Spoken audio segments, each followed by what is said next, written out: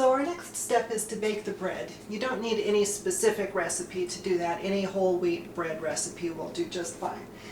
Now for a little added flavor, what I like to do is, if there's part of the recipe that calls for sugar, I might add some infused honey. This is lavender infused honey from the lavender from my yard. If the recipe calls for oil, you can use infused oil. If it calls for vinegar, you can use infused vinegar. They're good ways to get herb flavors from your garden into the dish you're making without adding like actual physical herbs. You don't necessarily want a bunch of crunchy herbs in your bread or pasta or whatever you're making.